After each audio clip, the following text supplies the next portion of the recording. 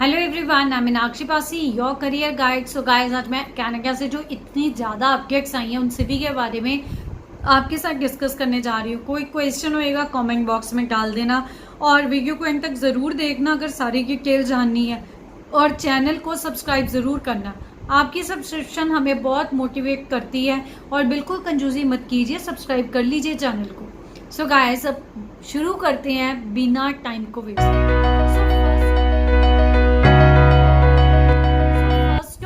Let's discuss about the travel ban जो India से था वो एक्सटेंड हो गया अनफॉर्चुनेटली 21 अगस्त तक। सो गाइस, जिन लोगों के कोर्सेज ज़रूरी हैं, जिनका वीज़ा आ गया हुआ है, वो थर्ड कंट्री के द्वारा जा रहे हैं। तो अभी जिनका ज़रूरी है जाना, इन पर्सन क्लासेज है, तो वही रूट फॉलो करेंगे, चाहे वो मैक्सिको से जाएं, सर्बिया से जाएं, फ्रैंकफर्ट से जाएं। सो इस तरीके से काफ़ी कंट्रीज से घूम के जा रहे हैं आगे स्टूडेंट्स।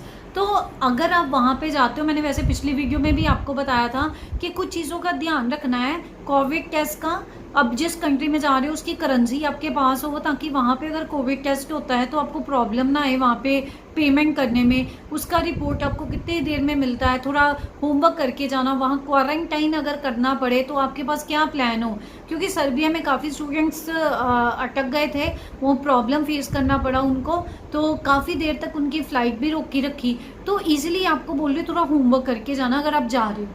तो ये तो थी पहले इंडिया से बैन को लेके, ट्रैवल बैन को लेके जो एक्सटेंशन हुई है, जो डेडलाइन जो है वो एक्सटेंड हो गई है। अभी गाइस बात करते हैं कि कनाडा में क्या चेंजेस आ रहे हैं अगस्त में। So recently prime minister Trudeau ने बोला है कि 9 अगस्त से ट्रैवल जो यूएसए के सिटीजन्स हैं या फुली वैक्सीनेटेड पीपल हैं वो कनाडा में आ जा सकेंगे।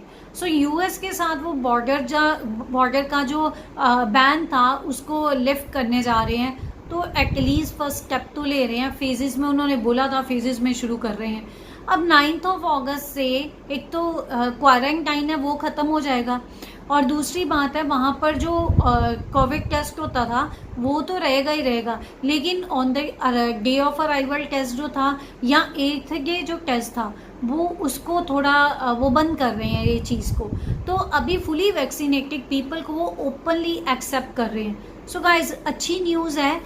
आने वाले टाइम में इसके बाद अगर ये ठीक चलता है तो 7 सितंबर डेट आई है जिसमें वो बाकी जो दूसरी कंट्रीज़ के ट्रैवलर्स हैं तो वो वहाँ पे ट्रैवल कर पाएंगे।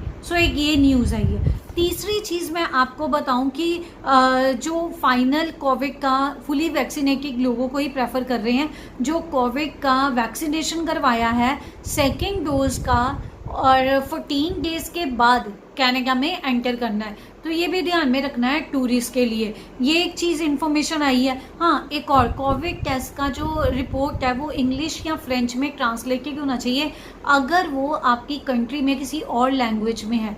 जैसे यूरोप में कितनी कंट्रीज़ हैं और हर एक का लैंग्वेज अलग है, तो अगर उनकी अपनी लैंग्वेज में है तो उस केस में ट्रांसलेट करवा के जाना है। ये तो जब खुलेगा सितंबर उसकी बात करें, लेकिन यूएस में तो ऑब्वियसली इंग्लिश चलती है, तो वहाँ पर जो भी कोविड टेस्ट होंगे उसका वैक्सीनेशन का प्रूफ वो तो इंग्लिश में ही होएगा।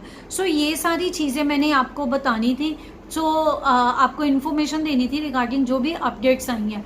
एक और चीज़ जो स्पेशली इंडिया से है उसके बारे में, जो पासपोर्ट ट्रांसमिशन और स्टैंपिंग का प्रोसेस शुरू हो गया 19 जुलाई ऑनवर्ड सारी वीज़ा कैटेगरीज के लिए, जिन जिनको भी पीपीआर्स आई हुई थी।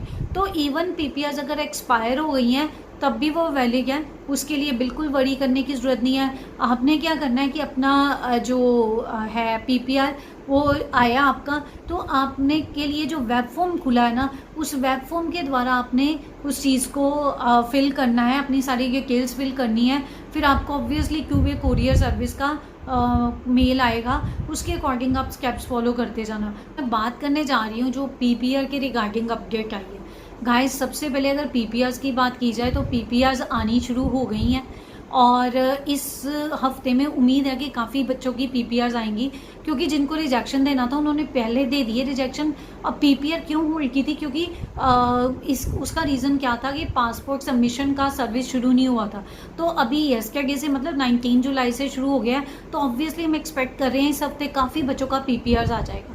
और वो पासपोर्ट स्टैंपिंग के लिए भी आगे अपना वेब फॉर्म रेज कर सकते हैं। गाइस जिनका एक्सपायर हो गया जो पीपीआर है वो भी अपना जो भी डेडलाइन अगर उसकी थी तो वो भी अपना वेब फॉर्म भर के उसको आगे कर सकते हैं अप्लाई अपना स्टैंपिंग के लिए। और एक और चीज़, अगर स्टैंपिंग आपका जाता है तो 2 वे कोरियर सर्विस है तो उसके लिए 14 डेज का उन्होंने टाइम पीरियड मांगा है। सो गाइस इन सभी चीज़ों को ध्यान में रखना है। और अगर आपका पीपीआर आ गया है या विद गॉड्स ग्रेस आ जाए तो आप डेफिनेटली अपना वेब फॉर्म भर के अपनी सारी डिटेल्स वहाँ पे शेयर कर सकते हैं वीएफएस में। तो अब वो आपको बाद में 2 वे कोरियर सर्विस की मेल्स आ जाएंगी, फिर आप पेमेंट कंटिन्यू करके उसको जो है कोरियर में भेज सकते हैं। कोरियर वाला बंदा आपके वहाँ पे आके आपसे पासपोर्ट ले जाएगा। सो आपका पासपोर्ट स्टैम्प हो जाएगा। एक और बहुत इंपॉर्टेंट चीज़ जो बार बार बताई जाती है वो है बीवीएल से रिलेटेड। सो बायोमेट्रिक वैलिडेशन जो है उसकी जो बीवीएल लेटर आ जाती है वैलिडेशन की, तो इसका मतलब डिसीज़न हो गया है। अब डिसीज़न क्या है वो ऑब्वियसली बाद में पता चलता है। पीपीआर का मतलब भी काफ़ी हद तक वीज़ा ही है, बट जब तक वीज़ा स्टैम्प ना हो जाए तब तक कुछ भी 100% नहीं कह सकते, बट वैसे ये सारी चीज़ें पॉजिटिव हैं। So guys thanks a lot, thanks for watching. मेरा अगला वीडियो किसी और इन्फॉर्मेशन के ऊपर होगा।